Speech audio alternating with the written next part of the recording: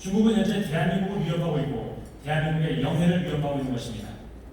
And when neighboring nations objected and the international tribunals ruled that these islands belong to other countries, China simply ignored those decisions. Instead, they did what they specifically promised not to do. They converted these small, man-made islands into military airstrips, naval ports, and bases. And China is now in a position to claim the sea lanes between and airspace between those islands and the coastline of China as Chinese territory. The East China Sea Air Defense Identification Zone is a harbinger of their grand design for the entire region. 주변 국가들이 이에 반발하고 국제재판소가 해당 섬들이 다른 국가들의 영토라고 판명을 내리자 중국은 그러한 반발과 판결을 일축해버렸습니다. 오히려 하지 않겠노라고 약속한 일을 시작했습니다. 중국은 인공적으로 지은 이 작은 섬들에 군 활주로를 깔고 해군 기지와 항만을 설치했습니다. 이런 방식을 통해 중국은 이러한 섬들 주변의 해상 영공을 자국 영토라고 주장할 수 있게 되었습니다. 동중국해 방공식별 구역을 수립함으로 이 지역에 대한 야망을 넓혀가고 있습니다. China's goal is to make the South and East China Seas, for all intents and purposes, an internal Chinese lake. Then China alone will be able to develop and exploit its vast underwater resources and rich fishing areas. One of the world's most important maritime trade routes and a crucial route to Northeast Asia will be under Chinese control, rather than what it used to be just a few years ago, a free sea lane through which navies and merchant vessels of all nations had unfettered access. 아무도 도전을 제기하지 않으면 남중국해는 그야말로 국제적 중국 호수가 될 것입니다. 중국 혼자 이 지역의 해양 자원 탐사와 어업 활동을 할 수 있게 될 것입니다. 세계에서 가장 중요한 해상 경로 중 하나이고 동북아시아의 모든 경로인 이곳이 중국의 통제를 받게 될 것이며 과거 몇 년 전까지만 해도 모든 국가의 함선과 어선들이 자유롭게 항해할 수 있던 이곳에서 그러한 변화가 발생한 것입니다. China is building a Eurasian empire not by conquering lands through invasion, but by dominating their economies with these new land and maritime trade routes that they alone will control. Ultimately, China wants to push the United States out of Asia and out of the Western Pacific, or at least dictate the terms by which we remain. 다른 나라를 힘으로 침략하는 대신 자신만이 통제할 수 있는 새로운 육상, 해상 교역로를 통해 경제력을 강화하는 방식으로 유라시아 제국을 세우려고 하고 있습니다. 결국 중국은 미국을 아시아와 태평양 지역에서 몰아내려고 하고 있으며 최소한 자기 방식대로 세계 질서를 잡아나가려고 노력하고 있는 중입니다.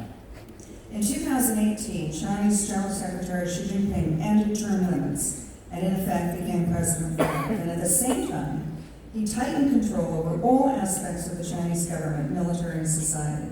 He curtailed access to the internet, crushed all opposition, including even minor disagreements with his policies. He relocated 1 million Chinese Muslims to re-education concentration camps. 2018년에 시진핑 국가주석이 임기 제한을 철폐했으며 그 결과 종신 국가주석이 됐습니다. 동시에 시 주석은 중국 정부와 군 및 사회 전 분야에 대한 장악을 더 공고히 하였습니다. 인터넷 접근을 통제하고 반대 세력을 무력화시켰으며 아무리 서서히 보이는 것이라도 자신의 정책에 반하는 세력을 무력화시켰습니다. 시 주석은 또한 100만여 명의 중국의 이슬람 교도들을 재교육 수용소로 보내기까지 하였습니다. Xi Jinping is well along towards creating the world's first total surveillance state. In the not-too-distant future, China's 1.4 billion people will be monitored at all times with nationwide cameras, facial and voice recognition systems, and constant location tracking.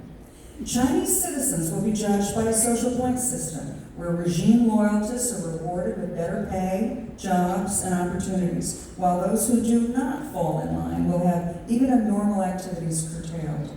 They will be banished from Chinese society while living in the midst of it. 시 주석은 전국을 세계 최초의 감시 카메라 국가로 만들려고 노력하고 있습니다. 멀지 않은 미래 13억 중국 인구는 전국에 설치된 감시 카메라와 얼굴 음성 인식 장치 그리고 위치 추적 장치에 의해 매 순간 감시를 당할 것입니다. 사회 점수 시스템으로 중국인들을 평가하고 결과에 따라 정권에 충성하는 사람들은 더 나은 직장, 교육, 수입의 혜택을 주게 될 것이며 그렇지 않은 사람들은 일반적인 활동마저도 제약을 받는 불이익을 받게 될 것입니다. 중국에 살기는 하나 사회로부터 배척받는 사람들이 나올 것입니다. China has reneged on the promise it made to Hong Kong with respect to their freedoms, and rather than compliantly obey millions of brave Hong Kong citizens have taken to the streets in peaceful protest, more joining every day. The violence we just saw just this week is a sign that Beijing is losing control of the situation. Some of the Hong Kong freedom fighters came here last night to participate this morning, and they just left because they have to get back to Hong Kong before curfew tonight. 가장 최근에 중국은 홍콩의 자유를 존중할 것이라는 스스로의 약속을 어겼습니다. 고분고분 수복하기보다는 수백만 명의 용감한 홍콩 시민들은 길거리로 나와 평화적 시위를 하고 있습니다. 이주에 목격한 끔찍한 사건들은 중국이 매우 다급해지고 있다는 것을 보여주고 있습니다. 사실 오늘 어제 저녁에 비행기를 타고 몇 명 홍콩 시위자 몇 분들이 우리 스펙과 함께하기 위해서 이 자리에 오셨습니다. 우리가 오전에 시간을 보내고 오후에 다급한 계획이 있기 때문에 지금 이 자리에 없고 자리를 뜨시긴 하셨지만 몇몇 분들이 우리와 함께 와서 우리를 지원하고 있다는 점 자신들에게 지원을 해달라고 부탁을 하고 떠나셨습니다.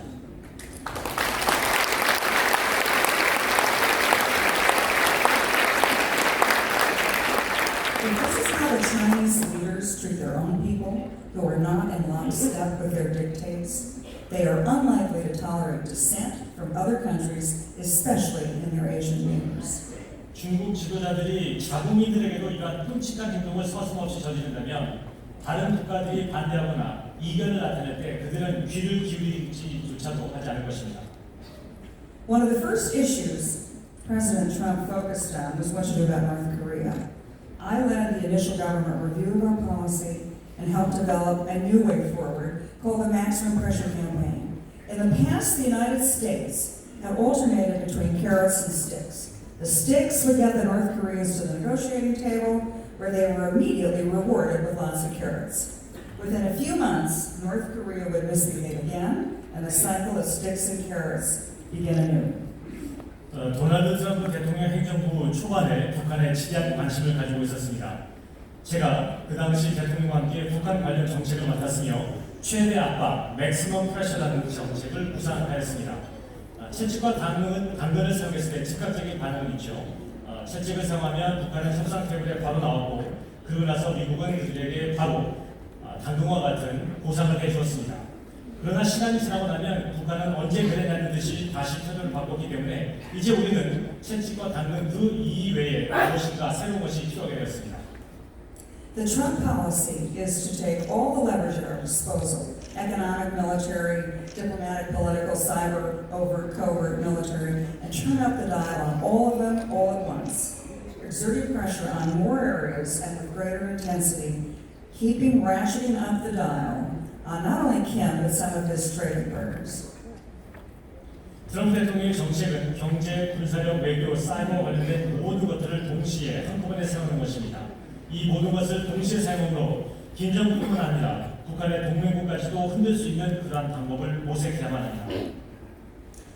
I know it's come under a lot of criticism, but at the same time, Kim has met in Singapore, Hanoi with Trump, and Trump has demonstrated to him in person what North Korea's future might look like if they stop their nuclear weapons program and join the world community. Trump understands that Kim Jong-un will always be a personal dictator. He doesn't care for his people.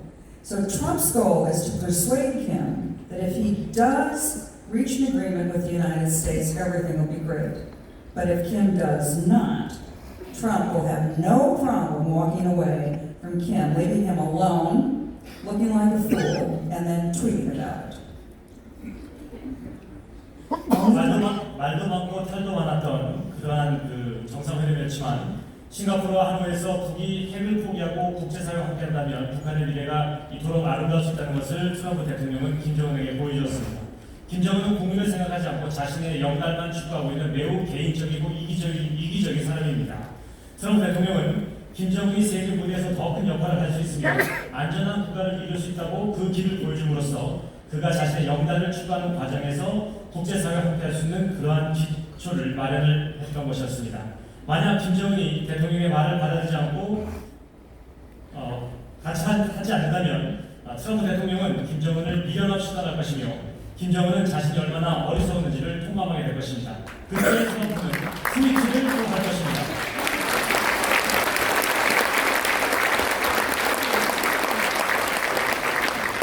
China's leaders now openly admit that they plan to replace the international system the United States created at the end of World War II with an international system more to their liking, to their advantage, and which they will control.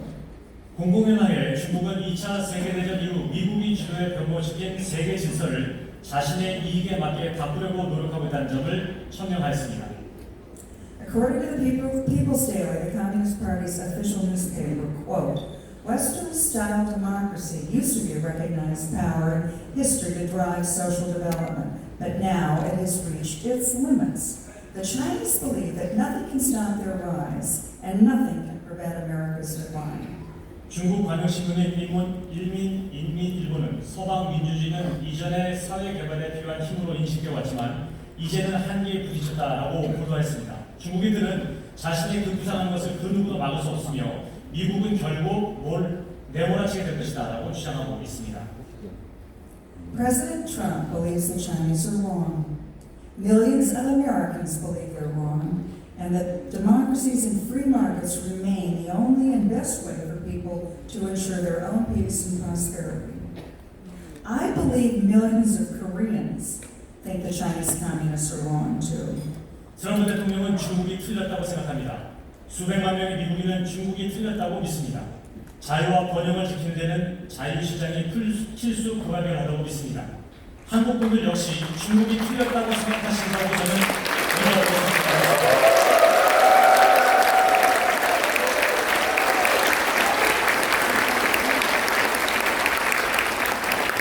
That's why we're here today.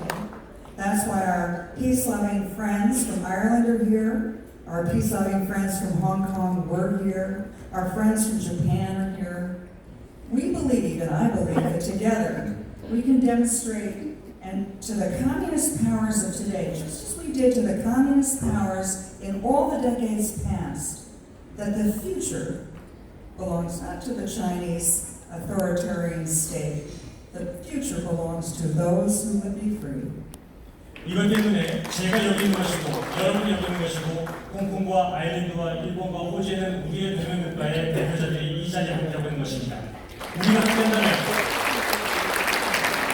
함께한다면 지금의 공산주의자들은 과거 공산주의자들이 사라진 것처럼 다시 한번 사라질 것이며 이제는 자유를 추구하는 우리 모두에게 다시 돌아가고 있습니다.